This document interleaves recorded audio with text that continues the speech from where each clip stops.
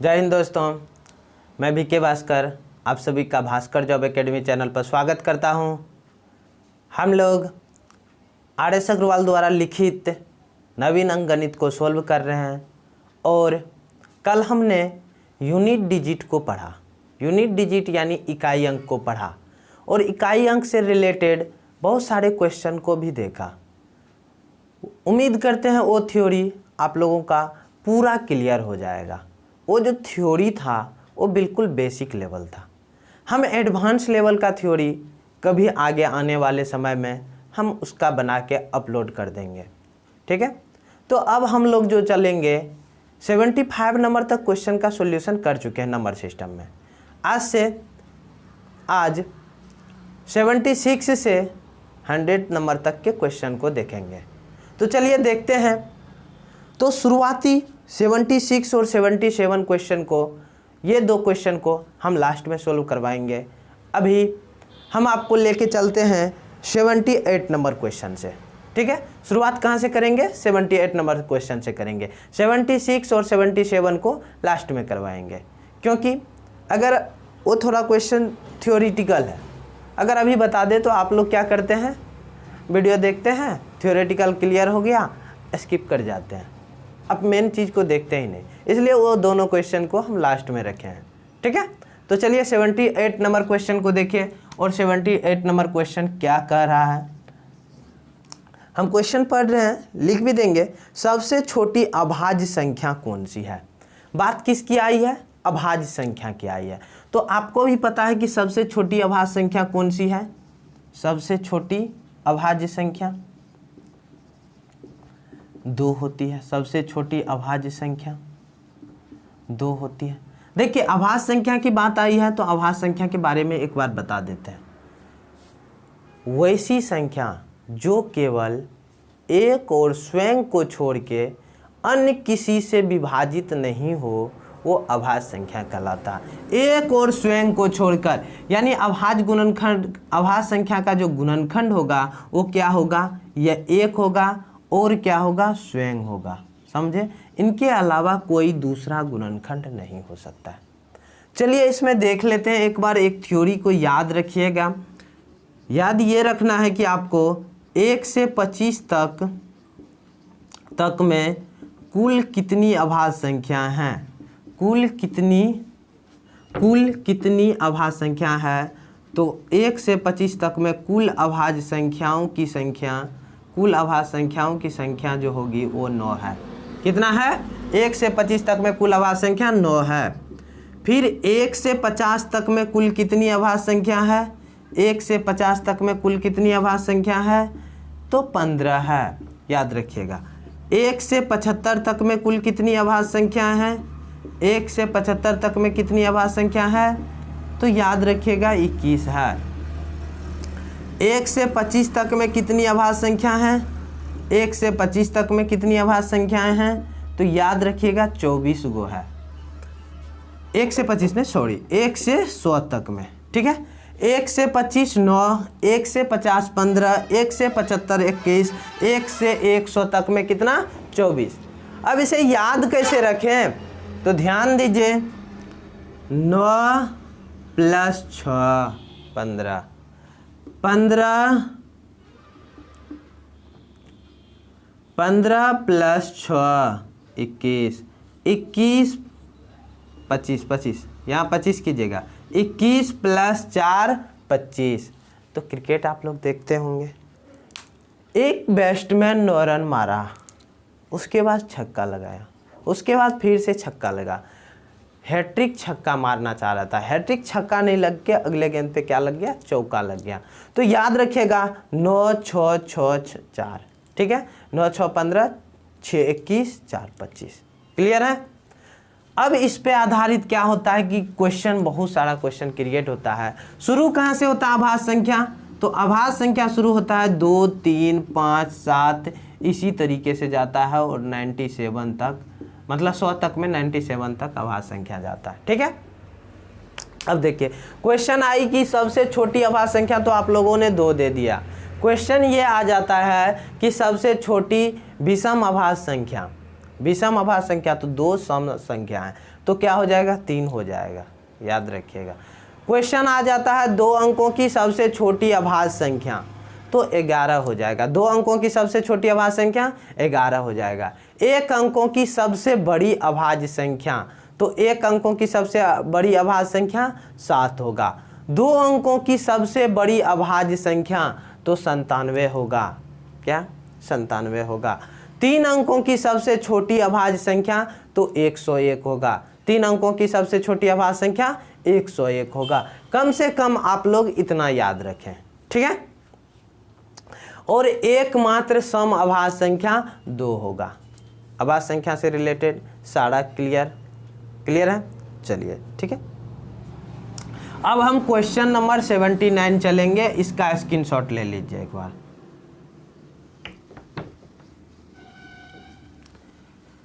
Question number 79 क्या बोला जा रहा है देखेंगे आप लोग। 79 है 70 से छोटी अभाज्य संख्याएं कितनी है। 79 नंबर में क्वेश्चन है 70 से छोटी कितनी अभाज्य संख्याएं हैं। 70 से छोटी कितनी अभाज्य संख्याएं हैं। क्वेश्चन इसीलिए लिखना पड़ रहा है क्योंकि सबके पास बुक नहीं होता, इसीलिए हम क्वेश्चन लिख दे रहे हैं ताकि आप लोगों को सुविधा हो, ठीक है। 70 से छोटी, अब याद कीजिए 1 से 75 तक में हम कितनी अभाज्य संख्याएं लिखाए हैं। तो 1 से 75 तक में कितनी अभाज्य संख्या लिखाए हम, 21 अभाज्य संख्या होता है, 21 गो अभाज्य संख्या। अब 70 से 75 के बीच जो अभाज्य संख्या आया होगा उसे क्या कर दीजिए आप, माइनस कर दीजिए, उसे क्या कर दीजिए, माइनस कर दीजिए। तो 70 से 75 के बीच 2 अभाज्य संख्या आती है। कौन कौन आती है, 2 अभाज्य संख्या। कौन कौन, एक 71 आता है, 71 भी अभाज्य संख्या, एक 73 आता है, समझ गए बात को। एक 71, एक 73 आता है अभाज्य संख्या, प्राइम नंबर, ठीक है।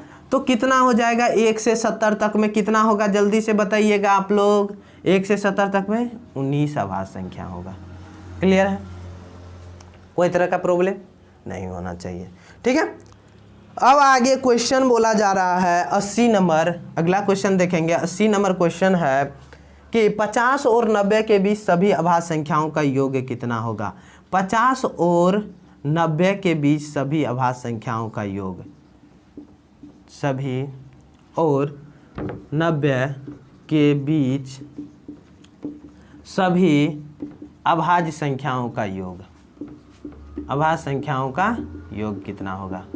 तो इसका कोई उपाय नहीं है, फॉर्मूला भी नहीं है। आपको 50 से 90 तक के अभाज्य संख्या को लिखना पड़ेगा और उन्हें जोड़ना पड़ेगा। तो चलिए हम करते हैं 50 से बड़ी देखते हैं, ठीक है। 51, 52, 53, 54, 55, 56, 57, 58, 59 होता है, फिर 61 होता है, 62, 63, 64, 65, 66, 67, 68, 69, 70, 71, 72, 73, 74, 75, 76, 77, 78, 79 कहाँ तक, 90 तक है, 79, 80, 81, 82, 83, 84, 85, 86, 87, 88, 89, ठीक है।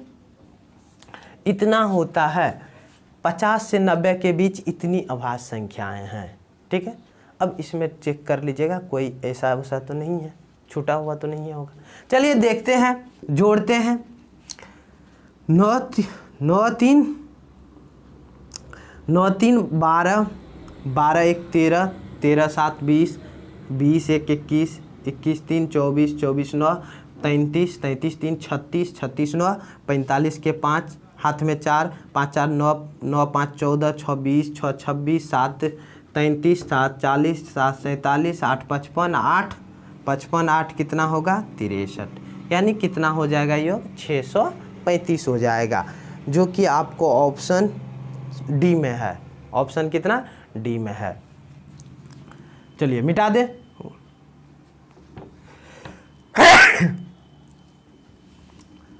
उम्मीद करते हैं समझ गए होंगे।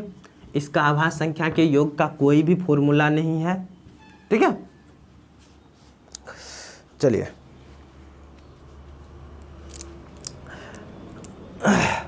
अब देखिए अगले क्वेश्चन पे हम चलते हैं।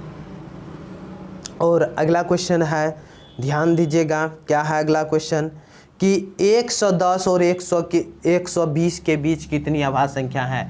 81 नंबर क्वेश्चन है। 110 और 120 के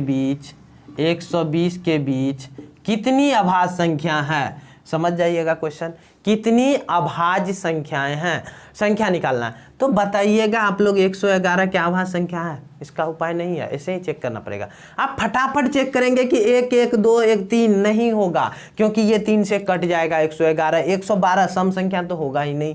113 3 1 4 1 5 छोड़ देते हैं तत्काल। 114 115 तो 5 से कट के जाएगा, नहीं होगा, नहीं होगा। 115 116 नहीं होगा। 117 क्या होता है, 13 गुना 9 117, 7 1 8 1 9, ये 3 से कटवे करेगा, 9 से कटवे करेगा। 118 होगा क्या, नहीं होगा, क्योंकि सम संख्या। 119 होगा क्या, 17 गुना 7 होता है 119, पता है ना आपको, नहीं होगा। 120 के बीच बोल रहा है, 120 नहीं होगा। तो कौन सा हो जाएगा, 113 हो जाएगा, क्योंकि 113 किसी भी संख्या से नहीं कटता है। तो कितनी अभाज्य संख्या है, 1। कौन सी अभाज्य संख्या है, तो 113, याद रह जाएगा। क्लियर, चलिए 81 नंबर हो गया।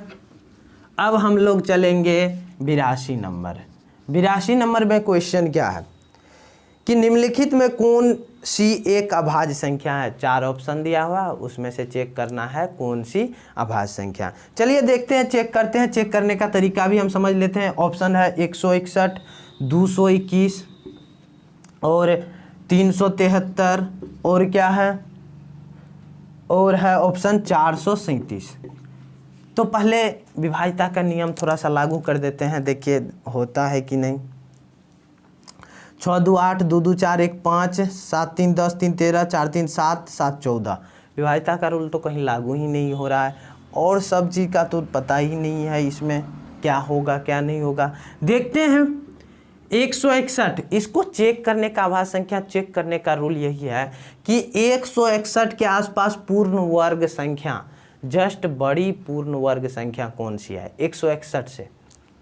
161 से जस्ट बड़ी पूर्ण वर्ग संख्या कौन सी है। तो आप लोग बोलिएगा कि 169 है, इसका वर्गमूल निकाल लीजिए। 169 का 13 है, और 13 से छोटी सभी अभाज्य संख्या लिखिए। 13 होता है, 1 11 होता है, 7 होता है, 5 होता है, 3 होता है, 2 होता है कि नहीं। अब इन संख्या से अगर ये डिवाइड है, इन संख्या से अगर ये डिवाइड है मतलब विभाजित है, तो ये अभाज्य संख्या नहीं होगा। अगर इनसे विभाजित नहीं होगा ये, तो अभाज्य संख्या होगा। हम उनको 13 तक चेक करना है, इससे आगे चेक करना ही नहीं है। समझ रहे बात को। चलिए 2 से चेक कीजिए, नहीं लगेगा। 3 से 6 1 7 1 8 नहीं है, लगेगा। 5 से तो नहीं है, लगेगा। 5 से चेक करने का इकाई अंक। 7 से चेक कीजिए। 7 दूनी 14, 7 या 21, अभाज्य संख्या नहीं है। क्यों, क्योंकि 7 से कट गया। क्यों, क्योंकि 7 से कट गया। ठीक है। 221 के आसपास पूर्ण वर्ग संख्या, पूर्ण वर्ग संख्या कौन सा है, 225, जिसका वर्गमूल क्या होता है, 15 होता है। अब 15 से छोटी सभी अभाज्य संख्या लिखिए। 15 से छोटी क्या क्या आएगा, 13 11 7 5 3 2, यही सब आएगा। ठीक है। अब दीजिए, 2 से नहीं है लगेगा, 3 से नहीं है लगेगा, 5 से नहीं है लगेगा, 7 से, 7 या 21 नहीं है लगेगा। 7 से 11 से दीजिए तो 11 दूनी 22 नहीं है लगेगा। 13 से दीजिए तो 13 का 13, 9 1 13 7 91, ये भी अभाज्य संख्या नहीं होगा। क्यों नहीं होगा, क्योंकि यहाँ पे 13 से कट गया। क्योंकि 13 से कट गया। अब 373 के आसपास कौन सी है, 400 है पूर्ण वर्ग संख्या, जिसका 20 होता है। 20 से छोटी अभाज्य संख्या 19, 17 13 11 7, 5 3 2 नहीं है, होगा, फिर भी लिख देते हैं। 5 3 2 नहीं है, 2 से नहीं है कटेगा, 3 से नहीं है कटेगा, 5 से नहीं है कटेगा। 7 से चेक कीजिए तो 7 पंचे 35, 2 3, 7 तिया 21 नहीं कटा। 11 से चेक कीजिए, 11 तिया 33, 4 3 नहीं है कटा। 13 से चेक कीजिए, 13 दूना 26, 11 3, 113, 13 से नहीं कटता। 17 से चेक कीजिए तो 17 दूनी 34, 3 3 नहीं है कटा 17 से। 19 से 19 का 19 18 183 नहीं है कटेगा, तो ये अर्थात ये अभाज्य संख्या होगा। समझ रहे हैं बात को?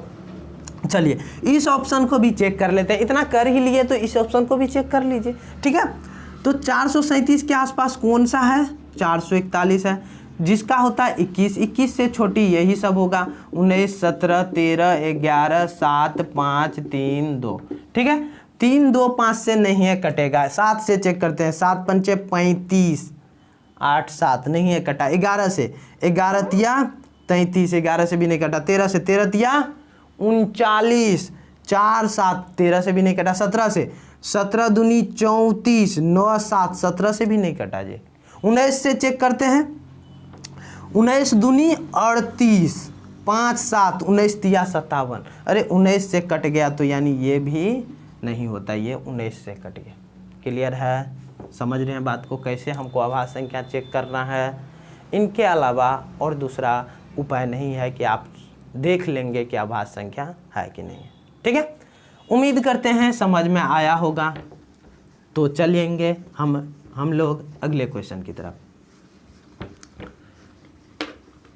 क्वेश्चन नंबर 83 देखिए, प्राकृत संख्या n के लिए n³ - n सर्वदा किस बड़ी से बड़ी संख्या से विभक्त होगा? आपको ऑप्शन में दिया हुआ 3 6 12 18। प्राकृत संख्या n के लिए कितना, 83 नंबर क्वेश्चन है ना, क्वेश्चन लिख देते हैं। प्राकृत संख्या n के लिए 6⁻n माइनस n, नहीं ये क्वेश्चन नहीं है, ये क्वेश्चन नहीं है। n³ - n सर्वदा किस बड़ी से बड़ी संख्या से विभक्त होगा? उसके आगे ये समझ लीजिएगा, किस बड़ी से बड़ी संख्या से विभक्त होगा, किस बड़ी से बड़ी संख्या से विभक्त होगा, ठीक है।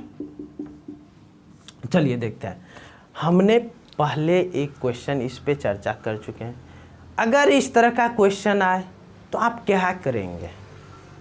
तो याद रखिए आप क्या करेंगे, अब यहाँ पे n के लिए बोला गया ना, तो आप क्या करेंगे, n का वैल्यू शुरू से रखेंगे। प्राकृत संख्या कहाँ से शुरू होता है, हम पहले बता चुके हैं। प्राकृत संख्या सबसे छोटा वैल्यू यहाँ पे रखेंगे और जो आंसर होगा वही हो जाएगा।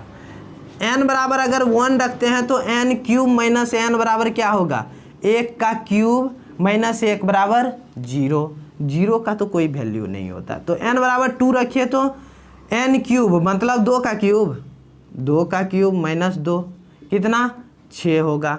और n बराबर अगर हम 3 रखते हैं तो कितना, 3 का क्यूब, 3 का क्यूब माइनस 3 यानी कितना 27 माइनस 3 24 होगा। n बराबर अगर 4 रखते हैं तो 4 का क्यूब माइनस 4 कितना 64 माइनस 4 कितना 60 होगा। हम बताएं आपको छोटी संख्या लेने पे जो आंसर आता है वही होता, जो आपको सॉल्यूशन आएगा वही आंसर होगा, ठीक है। तो यहाँ पे 0 आया, 0 का आपको पता है अस्तित्व नहीं है, तो 0 आंसर नहीं हो सकता। आपको उसके बाद का आंसर क्या आया, 6, तो 6 आंसर होगा। 6 ऐसी संख्या है जो n-3 - n को सर्वदा विभक्त करेगा। अब देख लीजिए 6 भी करता है, 24 करता है, 60 भी करता है 6 से, तो इसीलिए n-3 - n के n⁻³ - n के लिए n का 6 ही ऐसा मान है जो हमेशा उसको विभक्त कर देगा। क्लियर है, समझ गए बात को। चलिए क्वेश्चन नंबर 84 पे चलते हैं। यदि n एक धनात्मक पूर्णांक है तो लिखना पड़ेगा। क्वेश्चन नंबर 84 है, क्वेश्चन नंबर 84 है कि यदि n एक धनात्मक पूर्णांक है, यदि n एक धनात्मक पूर्णांक है, धनात्मक पूर्णांक है तो 3⁴n -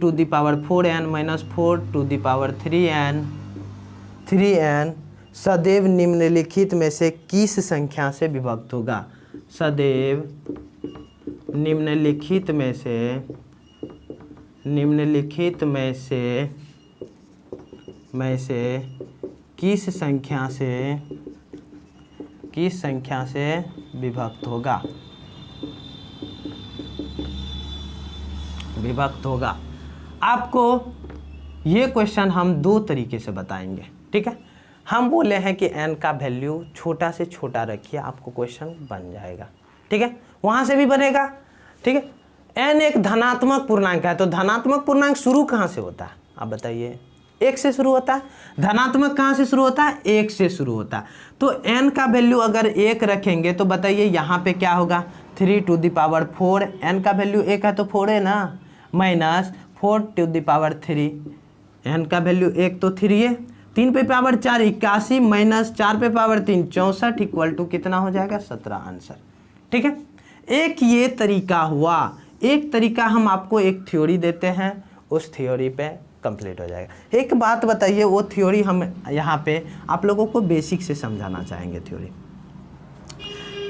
आप लोग बताइएगा कि a प्लस बी किस संख्या से, a पे पावर 1 प्लस b पे पावर 1 किस संख्या से विभक्त होगा। तो आप लोग बताइएगा कि ये तो a प्लस बी से ही विभक्त हो जाएगा। किससे होगा, a प्लस बी से हो जाएगा। अगर पूछे कि a² प्लस b² किससे विभक्त होगा, तो इसको जब तोड़िएगा कभी भी तो ऐसे आएगा a प्लस बी का होल स्क्वायर माइनस 2ab, ठीक है। या इसको तोड़िएगा तो ऐसे भी आएगा a माइनस बी का होल स्क्वायर प्लस 2ab। तो देखिए ये किसी भी संख्या से विभक्त नहीं हो रहा है, ठीक है। अब देखिए a³ प्लस b³ किस संख्या से विभक्त होगा, तो इसका क्या होता है formula, a plus B into a² minus ab plus b²। तो आपने देखा कि इससे विभक्त हो रहा है, किससे, a प्लस b से। तो ध्यान दीजिए, कुछ आपको नज़र आ रहा होगा कि a पे पावर, अगर पावर तो दोनों जगह समान है ना, 1 है 1 है, 2 है 2 है, 3 है 3 है। a पे पावर, अगर a पे पावर थ्योरी यहाँ पे कंप्लीट करवा रहे हैं, a पे पावर n प्लस b पे पावर n हो, ठीक है। और n एक विषम संख्या हो। कौन सी संख्या हो, विषम हो, समझ रहे हैं बात को। n एक विषम हो, क्योंकि 2 में ये रूल काम नहीं किया, देखते हैं 2 में काम नहीं किया। n एक विषम हो तो वह a प्लस बी से सर्वदा विभक्त होगा। किससे, a प्लस बी से सर्वदा विभक्त होगा। इस चीज़ को समझ गए, और कैसे हुआ ये भी समझ गए, ठीक है। अब चेक करते हैं, अब दूसरा चीज़ पे चलते हैं। आप लोग ये बताइए, a पे पावर 1 माइनस b पे पावर 1 किससे विभक्त होगा। इसका वैल्यू निकालिएगा तो a माइनस बी ए से होगा कि नहीं। a² माइनस b² किससे होगा, a plus B into a minus B से होगा कि नहीं। a³ माइनस b³ किससे, a minus B into a² plus ab plus b² होता है, ठीक है। अब ज़्यादा लिखने का ज़रूरी नहीं है, क्योंकि ज़्यादा लिखेंगे तो भी उतना ही वैल्यू आएगा। अब देखिए यहाँ पे स्टार दे रहे हैं a to the power n minus b to the power n। इसमें 2 तरह का थ्योरी निकलेगा। क्या निकलेगा, 2 तरह का थ्योरी। क्या निकलेगा थ्योरी, जब n इक्वल टू विषम संख्या हो। देखिए पावर अगर विषम हो, n पावर है, n विषम हो तो वह a माइनस बी से केवल विभक्त होगा। किससे होगा, a माइनस बी से विभक्त होगा, समझ रहे हैं इस बात को, क्लियर है। अगर पावर सम हो n इक्वल टू सम हो, n क्या हो, सम हो, तो यह a प्लस बी और a माइनस बी दोनों से विभक्त होगा। a प्लस बी और a माइनस बी दोनों से विभक्त होगा। तो इसे रटना नहीं है। अब इस तरह से समझ के हम ये चीज़ निकाल सकते हैं, क्लियर है। इधर हम मिटा देते हैं। अब क्वेश्चन देखिए, ये क्वेश्चन जो अभी बनाए हैं, ये क्वेश्चन आपको तुरंत बन जाएगा। ये वाला क्वेश्चन कैसे बनेगा तुरंत? देखिए यहाँ पे 3 पर पावर 4 है, 3 पे पावर 4 है, तो आपको पता है 3 पे पावर 4 का वैल्यू कितना होता है? 81 पर पावर n कर सकते हैं। 4 पर पावर 3 है, इसको 64 हम लिख देते हैं, n को वहीं रहने देते हैं, लिख सकते हैं। अब इसका वैल्यू बताइए ये किस संख्या से विभाजित होगा? तो यहाँ पे ये नहीं बोला गया कि n सम है कि विषम है, n सम है कि विषम है, नहीं बोला गया।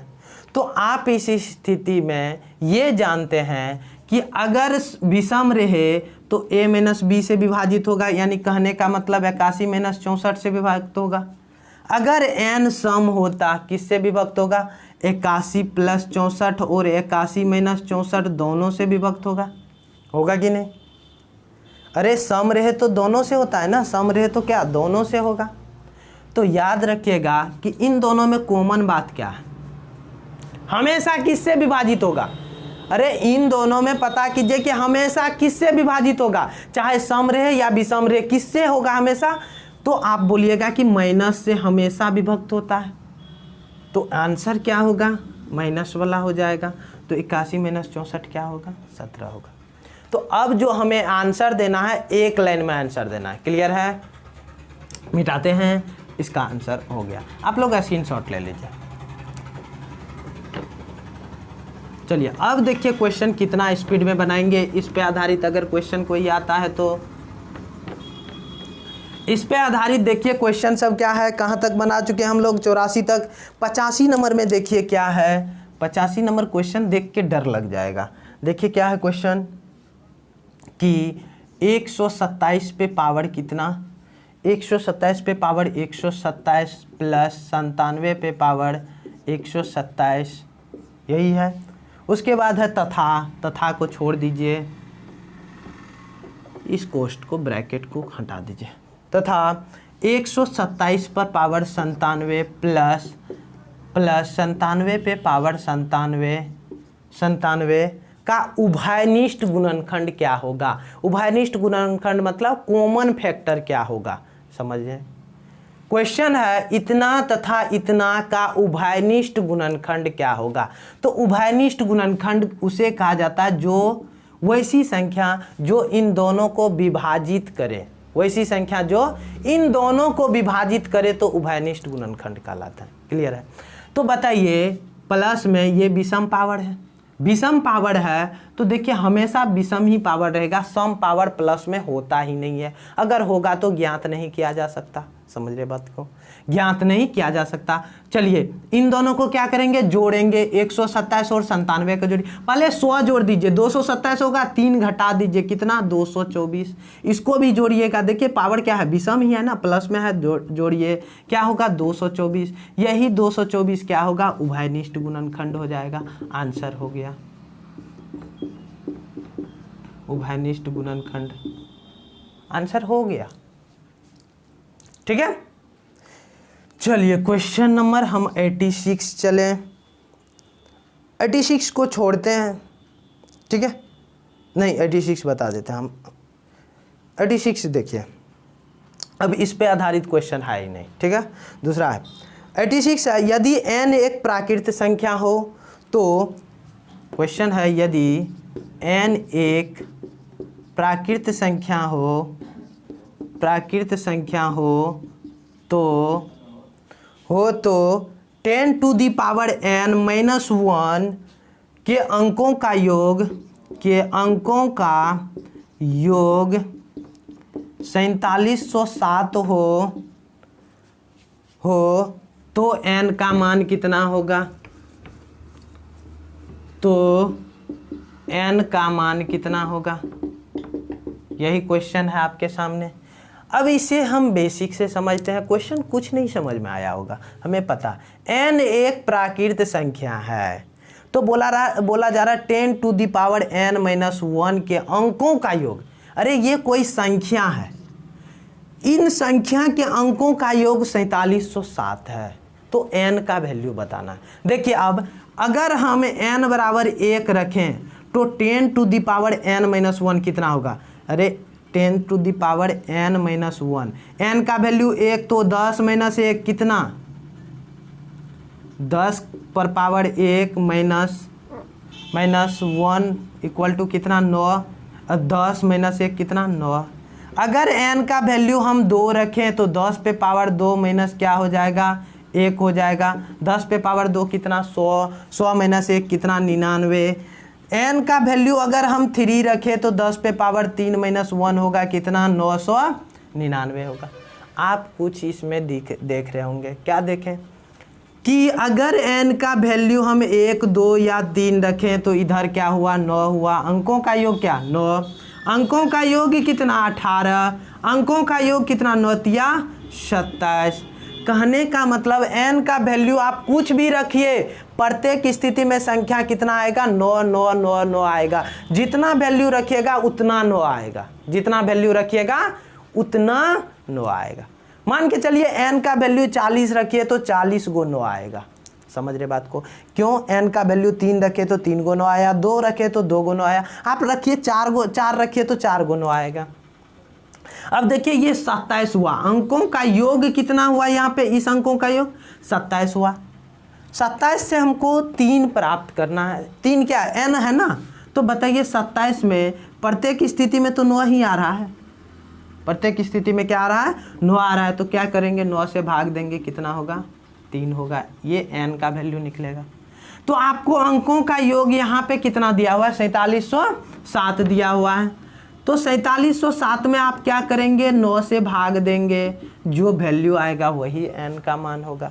तो 9 से भाग दीजिए, 9 पचे 45, 2 0 9 दूनी 18, 2 7 9 तिया 27, 523 आंसर। n का वैल्यू इतना में हम n से भाग दे देंगे, 9 से भाग दे देंगे, आंसर आ जाएगा। क्लियर है? चलिए, उम्मीद करते हैं समझ में आया होगा। हमने इसे पूरा तोड़ के बताया है। अभी जैसे ही आंसर मैं लिखूं तो आप लोग क्या करेंगे कि इसका स्क्रीनशॉट ले लिया कीजिए, ठीक है, जैसे आगे आपको जब भी नोट बनाए या क्वेश्चन सोल्व करें तो समझ में आए पूरी तरह से। चलिए अगला क्वेश्चन है कि संख्याएं 1 2 3 4 से 100 तक के परस्पर गुना किया जाता है तो गुणनफल के दाईं ओर से शून्यों की संख्या, शून्यों की संख्या पे आधारित क्वेश्चन है। 87 नंबर का क्वेश्चन है। बोला जा रहा है 1 गुना 2 गुना 3 गुना 4 गुना इसी तरह से जा रहा है और 100 तक गुना किया जा रहा है। तो अंतिम से शून्यों की संख्या, इसके गुणनफल के अंतिम से दाईं ओर से शून्यों की संख्या निकालना। समझ रहे बात को? तो शून्यों की संख्या कैसे निकालते हैं? सबसे पहली बात तो शून्य निकलता कैसे है, तो 2 और 5 के गुणनफल से 1 शून्य हमको प्राप्त होता है। 2 और 5 के गुणनफल से 1 शून्य प्राप्त होता है। इसमें 2 बहुतों बार आएगा, आपको 5 2 से कम बार आएगा। तो हम 5 की संख्या निकाल लेते हैं। तो आपको ऑफलाइन बैच में थ्योरी इसका क्लियर करवाया गया है, तो पता है 5 कैसे निकालते हैं। 100 में 5 से भाग दीजिए 20 होगा, 20 में 5 से भाग दीजिए 4 होगा। अब 4 में भाग नहीं लगेगा तो स्टॉप हो जाएंगे, यानी 5 की संख्या 24, 2 का संख्या तो ढेरों हो जाएगा, 2 का संख्या ढेर हो जाएगा। तो पेयर कितना बनेगा, 5 का 2 के साथ अगर हम पेयर बनाएंगे तो 24 ही पेयर बनेगा। तो एक पेयर में 1 शून्य होता है, तो 24 पेयर में कितना 24 शून्य होगा। आंसर हो गया। ठीक है, आपके नवीन अंकगणित में आर.एस. अग्रवाल में इसका आंसर गलती दिया हुआ है, वहाँ पे आंसर 21 दिया हुआ है शायद। ठीक है, तो उसको 24 बना दीजिए। चलिए हम अगली क्वेश्चन की तरफ चले। बोला जा रहा है भाग की एक क्रिया में भागफल 403, भाजक 100 और शेषफल 58 है, तो भाज्य निकाले। तो आपको पता है कि क्या होता है भाज्य बराबर, भाज्य बराबर होता है भाजक गुना भागफल आप जोड़ शेष होता है, इतना ये पता है आपको। तो बताइए भाजक आपको क्वेश्चन में दिया हुआ है 100 हो और भागफल दिया है कि 403 हो और शेषफल दिया है 58 हो। तो इसे कैलकुलेशन करेंगे। 403 पे 00 होगा और 00 को 58 के साथ जोड़ेंगे तो 58 होगा। हो गया क्लियर? उम्मीद करते हैं पूरा क्लियर हो गया होगा यहाँ तक 88 नंबर तक। चलिए 89 नंबर का क्वेश्चन देखते हैं। अब हम लोग को फटाफट बनेगा, तुरंत बन जाएगा टोटल क्वेश्चन। 89 नंबर क्वेश्चन देखिए, 89 नंबर क्वेश्चन क्या है? 48 को किस संख्या से गुना करने पर प्राप्त गुणनफल 173 तथा 240? देखिए क्वेश्चन है 48 को किस संख्या से गुना करने पर, 48 को किस संख्या से गुना करने पर, किस संख्या, कोनो संख्या था उसको हमें x मान लिए, किस संख्या से गुना करने पर प्राप्त गुणनफल, प्राप्त गुणनफल। अब जो ये गुणनफल हमें प्राप्त हुआ है वो जो है 173 और बोला जा रहा है 240 के गुणनफल के बराबर है। 173 और 240 के गुणनफल के बराबर है। हो गया 48 पंचे 240 x बराबर हो जाएगा कितना जी? हैं इसको अब क्या कीजिए, मल्टीप्लाई कीजिए, 5 तिया 15, 17 पचे 85, 1 86, कितना हो जाएगा? 865 हो जाएगा। क्लियर है? 89 नंबर तक क्वेश्चन क्लियर हो गया। अब हम चलेंगे आगे क्वेश्चन नंबर 90 की तरफ। क्वेश्चन नंबर 90 है आपके सामने कि 3428 में से कौन सी न्यूनतम संख्या घटाने पर 13 से पूर्णतया विभक्त होगा? क्वेश्चन लिख देते हैं।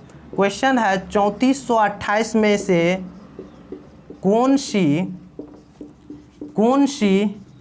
न्यूनतम संख्या घटाने पर प्राप्त संख्या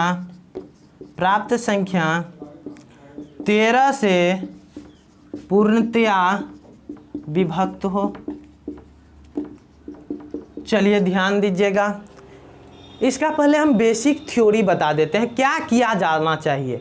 आपको एक छोटा सा एग्जांपल देते हैं। 13 में से कौन सी छोटी संख्या घटा दे कि 4 से कट जाएगा, 4 से विभक्त होगा। 13 में से कौन सी छोटी संख्या घटा दे कि 4 से विभक्त होगा? तो आप बोलिएगा कि 1। यहाँ पे छोटा सा चीज है तो आप बना सकते हैं आसानी से, है? ये 1 कहाँ से आया? दिमाग लगाइए। आपने क्या किया, 4 से भाग दिया 13 में, ठीक है, और 3 मरतबे लगा 12 हुआ, ये 1 यहाँ पे आया। आप ये सोचे कि अगर 1 कम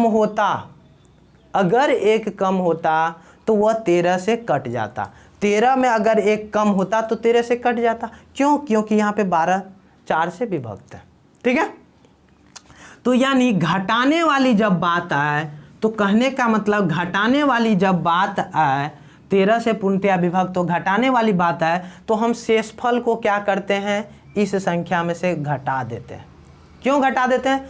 क्योंकि अगर कुछ घटाएंगे तभी तो पूरा पूरी कटेगा, घटाएंगे तभी तो पूरा पूरी कटेगा। हमको यहाँ पे भागफल से कोई मतलब नहीं। तो चलिए 13 से हम भाग देते हैं, 13 से हम भाग देते हैं, यहाँ पे डायरेक्टे करेंगे, लिख देते हैं। ठीक है, वैसे डायरेक्ट करना चाहिए।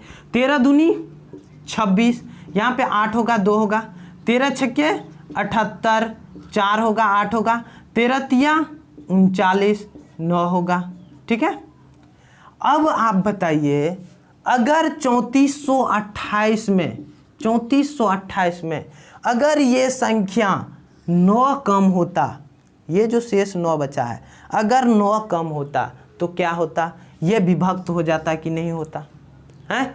तो आप यही जो क्वेश्चन आता है, यही जो शेषफल होता है घटाने के क्रम में, ये जो शेषफल होता है यही आंसर होता है। समझ रहे हैं बात को? तो क्या घटाया जाए? तो 3428 में से 9 घटाया जाए तो 13 से विभक्त होगा, तो यही जो शेषफल आया वो क्या होगा? आंसर होगा।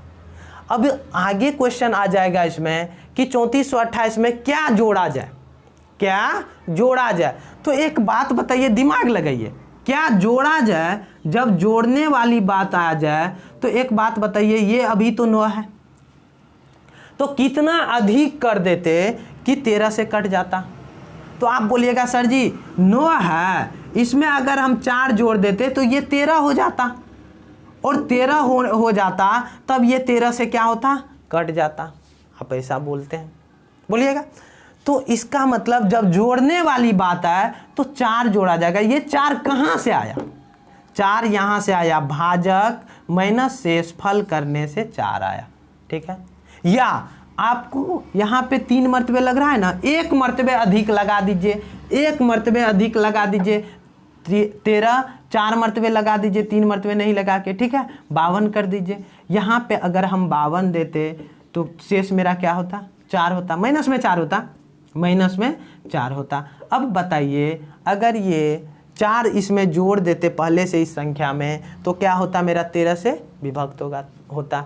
तो जोड़ने वाली बात है, तो या तो भाजक माइनस शेषफल कीजिए या 1 मरतबे अधिक लगा के जो शेषफल आता है वो शेषफल क्या होगा, जोड़ने वाली बात होगी, जोड़ने वाली बात का आंसर होगा। घटाने वाली बात का आंसर वो होगा, नॉर्मली आप भाग दीजिए, 3 मरतबे यहाँ पे दिए थे, 39 हुआ था, 9 शेषफल बचा था और यही शेषफल क्या होगा, घटाने वाली बात पे आंसर होगा। क्लियर है? तो चलिए दोस्तों, टाइम काफ़ी हो गया, इसलिए 90 से आगे 100 तक नहीं सोल्व कर पाएंगे, अभी टाइम काफ़ी हो चुका है, ठीक है, वीडियो लंबा चले गया। समझाना पड़ता है, प्रत्येक थ्योरी क्लियर करना पड़ता है, इसीलिए थोड़ा सा ज़्यादा हम टाइम ले लेते हैं।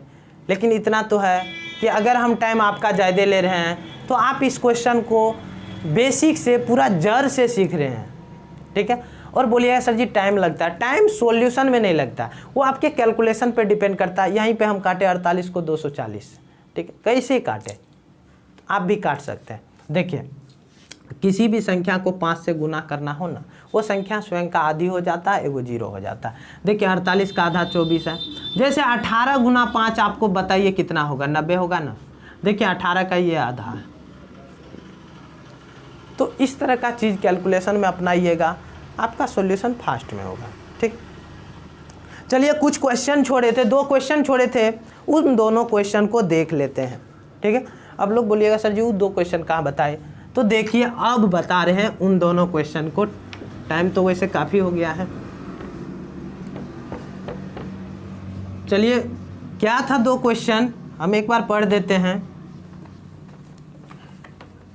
2 क्वेश्चन है कि यदि a तथा b पूर्णांक हो जहां b ग्रेटर देन 0 तो 2 पूर्णांक q तथा r ऐसे होंगे कि। अब देखिए b जो है ग्रेटर देन 0 है, b जो है 0 से वो बड़ा है, तो हमेशा याद रखिएगा भाजक जो है ये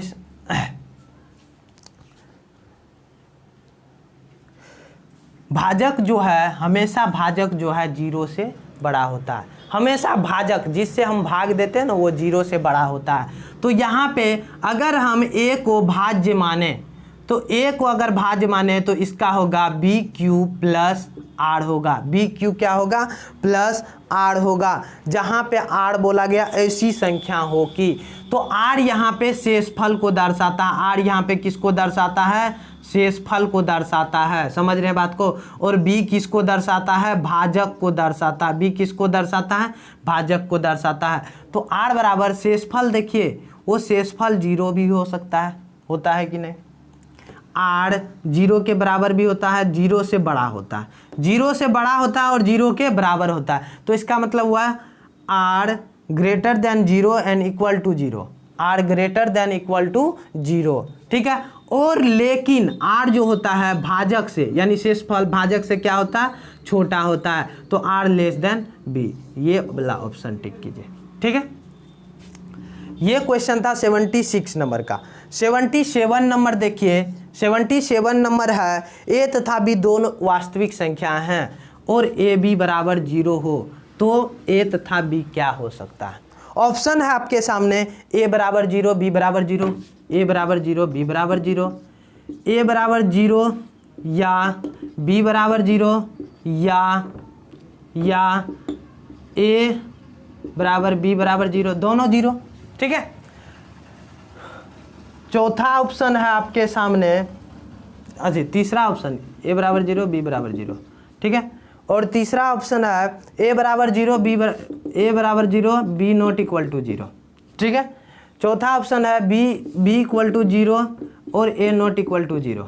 चलिए देखते हैं, देखिए a को अगर हम 0 माने तब भी ये 0 हो जाएगा, होगा कि नहीं। b को 0 माने या ना माने उससे फर्क नहीं पड़ता, अगर हम b को भी 0 माने तब भी हो सकता है, प्रत्येक स्थिति में सही होना चाहिए ना। अगर इन दोनों को 0 माने तब भी हो सकता है, होगा कि नहीं? तो अर्थात ये वाला ऑप्शन सही होगा। ठीक है, ए 0 हो सकता है, बी 0 होगा, या ए बी दोनों 0 होगा। क्लियर है? तो चलिए उम्मीद करते हैं आपको आज 76 नंबर से लेके 90 नंबर तक का जो सॉल्यूशन करवाए हैं 15 क्वेश्चन का सॉल्यूशन बहुत ही अच्छा लगा होगा। कल हम चलेंगे या कोशिश करेंगे कि आज शाम में ही हो जाए और क्वेश्चन। ठीक है, तो इसी तरह मेरे साथ बने रहिए और पढ़ाई का मज़े लीजिए। मिलते हैं अगले वीडियो में। धन्यवाद।